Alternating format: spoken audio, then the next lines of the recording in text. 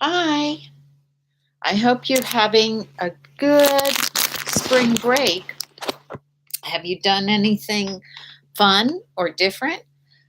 I was I enjoyed going to Shinjuku Park yesterday. I walked around and saw some cherry blossoms and all sorts of different types of uh, flowers and trees.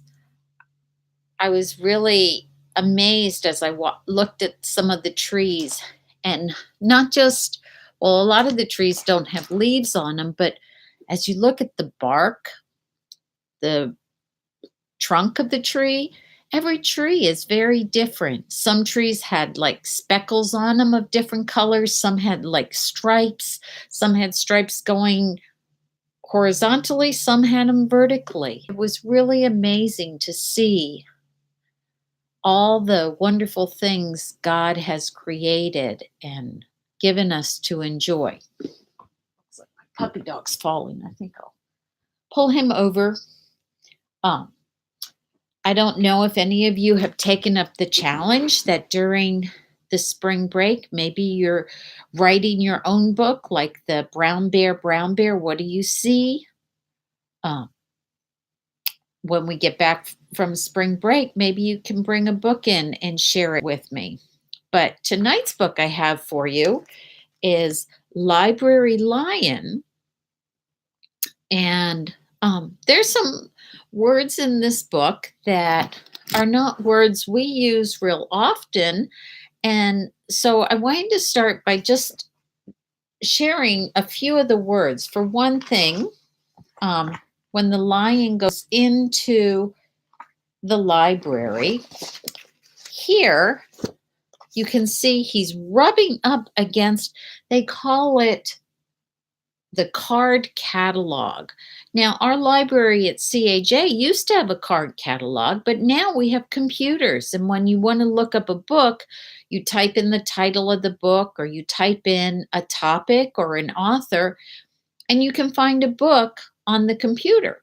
But before we had computers in the library, you would use a card catalog, and you looked through a whole lot of cards. Each book was filed um, under the title of the book, probably also by author and maybe even sometimes by topic.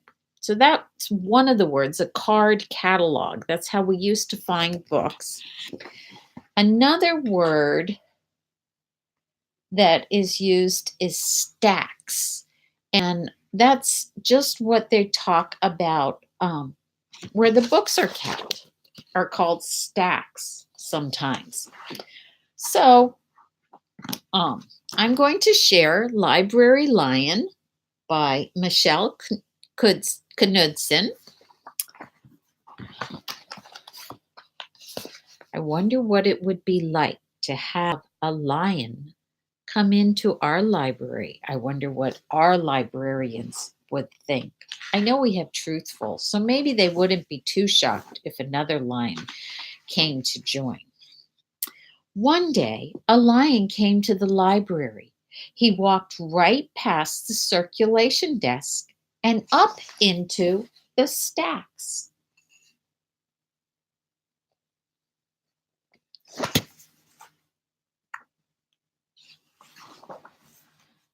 Mr. McBean ran down the hall to the head librarian's office.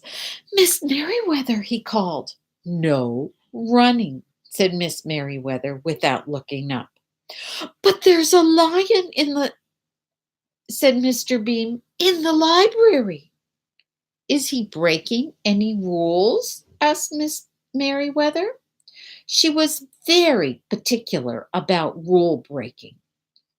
"Well, no," said Mr. McBean, "not really." "Then leave him be." I wonder what our librarian would say if a lion came in. The lion wandered around the library. He sniffed the card catalog. He rubbed his head against the new book collection. Then he padded over to the story corner and went to sleep. No one was sure what to do. There weren't any rules about lions in the library.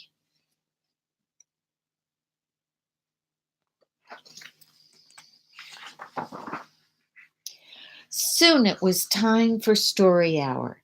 There weren't any rules about lions at story hour either. The story lady seemed a little nervous, but she read out the first book's title in a good, clear voice. The lion looked up. The story lady kept reading. The lion stayed for the next story and the story after that. He waited for another story, but the children began to walk away.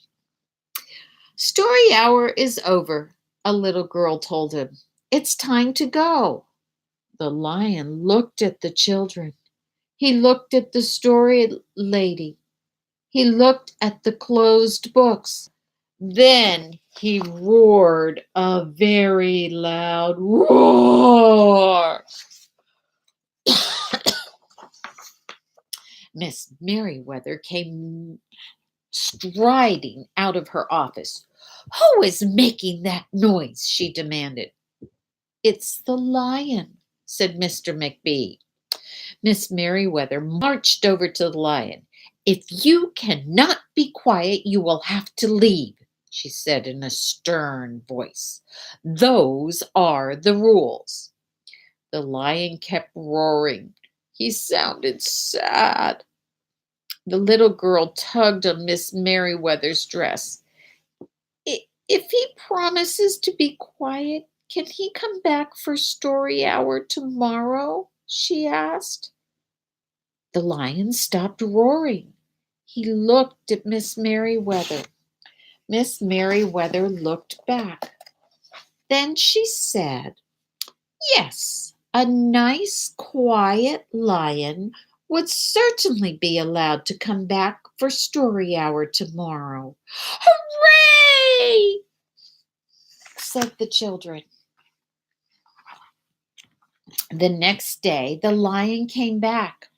You're early, said Miss Merriweather.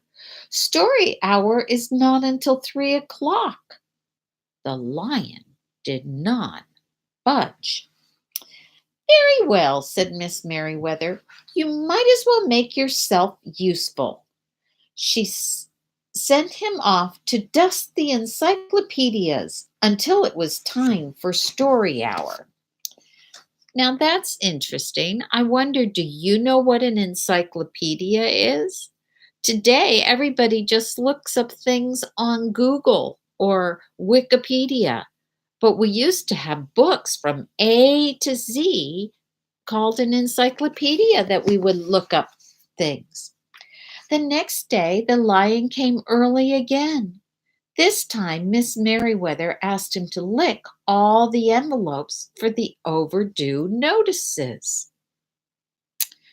So it looks like the lion is helping Miss Merriweather. Soon, the lion began doing things without being asked. He dusted the encyclopedias. He licked the envelopes. He let small children stand on his back to reach books on the highest shelves. Then he curled up in the story corner to wait for story hour to begin. He seems like a pretty good lion. At first, the people in the library were nervous about the lion, but soon they got used to having him around. In fact, he seemed very well suited for the library. His big feet were quiet on the library floor. He made a comfy backrest for the children at story hour, and he never roared in the library anymore. What a helpful lion, people said. They patted his soft head as he walked by. How did we ever get along without him? Mr. McBee scowled when he heard that. They had always gotten along fine before. No lions were needed. Lions, he thought, could not understand rules. They did not belong in the library. One day, after he had dusted all the encyclopedias and licked all the envelopes and helped all the small children, the lion padded down the hall to Miss Merriweather's office to see what else there was to do. There was still some time left before story hour. "Hello, Lion," said Miss Merriweather. "I know something you can do. You can bring a book back into the stacks for me. Let me just get it down from the shelf." Miss Merriweather stepped up onto the step stool. The book was just out of reach. Miss Merriweather stood on her tiptoes. She stretched out her fingers. Then Miss Merriweather stretched almost there. Miss Merriweather stretched a little too far.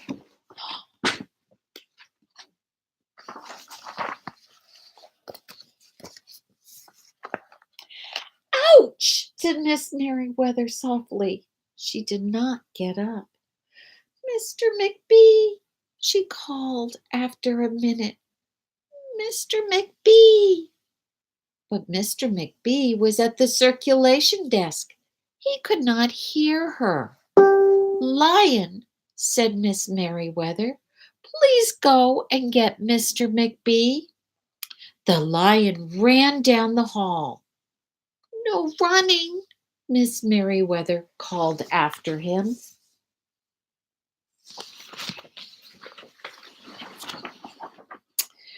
The lion put his big front paws up on the circulation desk and looked at Mr. McBee. "Go away, Lion," said Mr. McBee. "I'm busy." The lion whined. He pointed his nose down the hall towards Miss Merriweather's office. Mr. McBee ignored him. Finally, the lion did the only thing he could think of to do. He looked Mr. McBee right in the eye. Then he opened his mouth very wide and he roared the loudest roar he had ever roared in his life. Roar!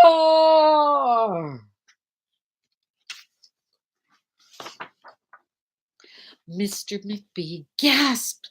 "You're not being quiet," he said to the lion. "You're breaking the rules." Mr. McBee walked down the hall as fast as he could. The lion did not follow him. He had broken the rules.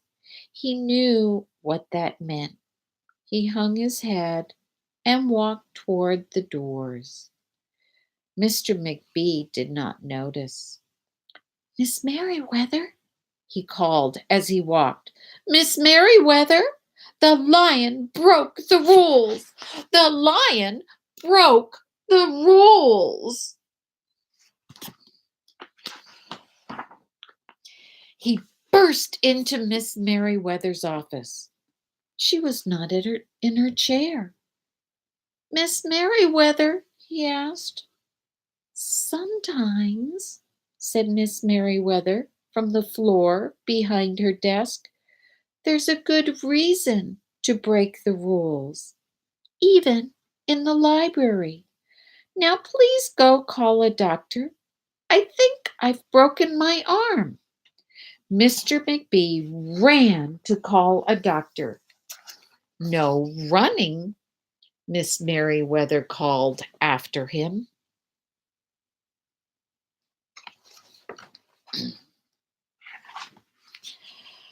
The next day, things were back to normal. Almost. Miss Merriweather's left arm was in a cast.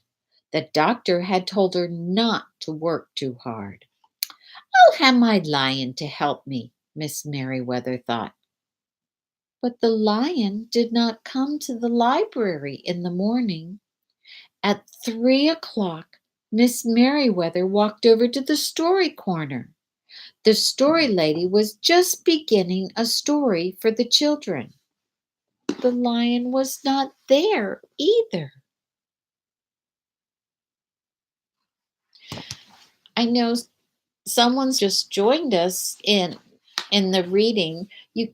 I'll finish reading the book, but if you want to hear it from the beginning, it'll be posted and you can go back and listen to the whole story. People in the library kept looking up from their books and computer screens, hoping they would see a familiar furry face. But the lion did not come that day. The lion did not come the next day either, or the day after that.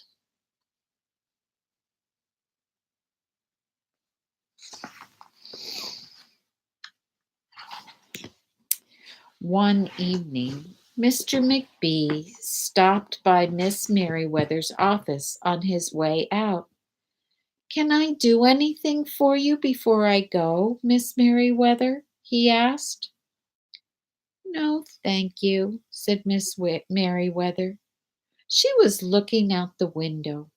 Her voice was very quiet, even for the library. Mr. McBee frowned as he walked away. He thought there probably was something he could do for Miss Merriweather after all.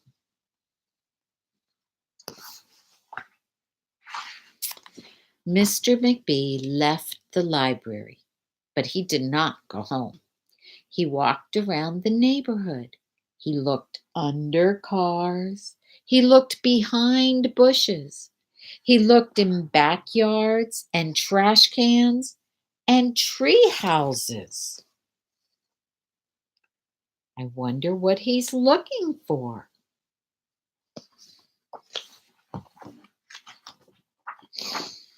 Finally, he circled all the way back to the library. The lion was sitting outside looking in through the glass doors. "Hello, lion," said Mr. McBee. The lion did not turn around.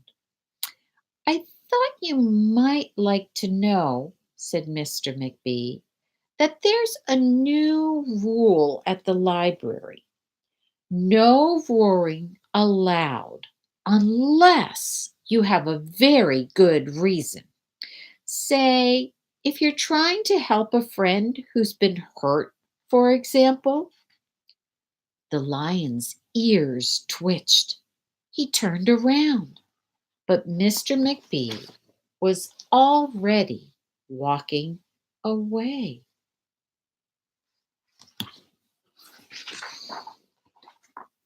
The next day, Mr. McBee walked down the hall to Miss Merriweather's office. "What is it, Mr. McBee?" asked Miss Merriweather in her new, sad, quiet voice. "I thought you might like to know," said Mr. McBee, "that there's a lion in the library." Miss Merriweather jumped up from her chair and ran down the hall. Mr. McBee smiled. "No running," he called after her. Miss Merriweather didn't listen.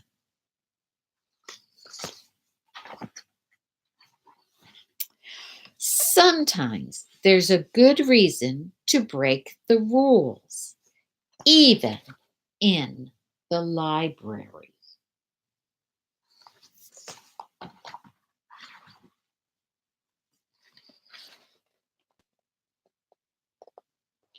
So, what did you think of the book?